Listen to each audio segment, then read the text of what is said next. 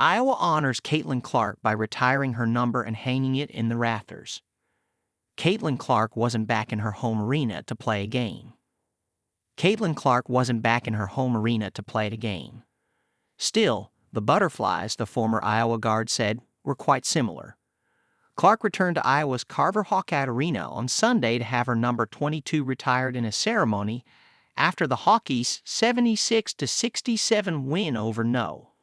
4 USC, one season after she completed her historic college career. "I feel like I already have those butterflies in your stomach when you walk in here," Clark said during a pre-game press conference.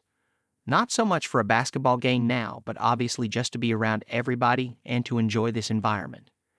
I don't have to go and compete for 40 minutes, even though I wish maybe I could.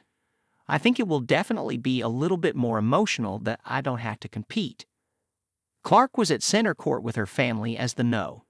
22 went up into the rafters. She was smiling throughout the ceremony. The jersey retirement capped a historic career for Clark at Iowa. She became college basketball's all-time leading scorer while leading the Hawkeyes to back-to-back appearances in the NCAA and national championship game the last 2 seasons. A sellout crowd of 14,998 included Lisa Bluter, Clark's former coach at Iowa, and Stephanie White, Clark's current coach with the WNBA's Indiana Fever. The Fever will play an exhibition game at Iowa next season. Former Iowa teammates Kate Martin and Gabby Marshall were in courtside seats alongside former talk show host David Letterman. USC's coaches and players stayed on the court after the game to witness the ceremony. "I'm sure it wasn't cheap to get in," Clark quipped during the ceremony. Iowa coach Jan Jensen told about seeing Clark for the first time as a freshman at West Des Moines Dowling High School.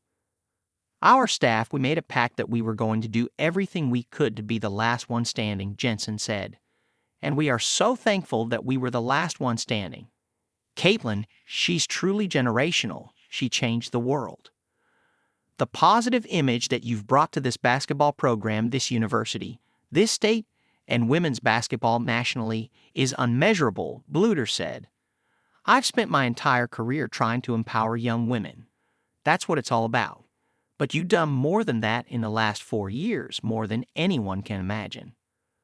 Clark reflected before the game on her time with the Hawkeyes when she was part of teams that reached 4 NCAA tournaments and won 3 Big Ten tournament titles. "The winning came because of the great culture that we had," she said. "And for me, I hope that's the thing that always stays intact, and I know it will because of the great coaching staff we have and the type of players that they are here. We had players that were selfless. We had players that didn't care how many points you were going to score. They're going to do whatever they could for your teammates. They were going to hold their teammates accountable. And I think that's a lost art in college these days, and you don't always see that." Clark knows she is in a constant media spotlight these days, whether it's attending concerts or joining Taylor Swift in a suite at a Kansas City Chiefs NFL playoff game. She said she understands the criticism that comes with the attention. "I feel like one of my greatest skills is I really don't care," Clark said. "I don't care. I believe in myself. I'm confident in myself. I'm confident in my teammates. I try to instill that in them. I'm confident in the coaching staff on whatever team I was on, whether that was here, whether that's with the Fever now, and you just rely on those people. Nobody gets to step inside of your locker room. Everybody thinks they know everything and have an answer, but that's just not reality." Clark's jersey was hung in the rafters on the same day that South Carolina retired A'ja Wilson's jersey. They both wore 22 in college.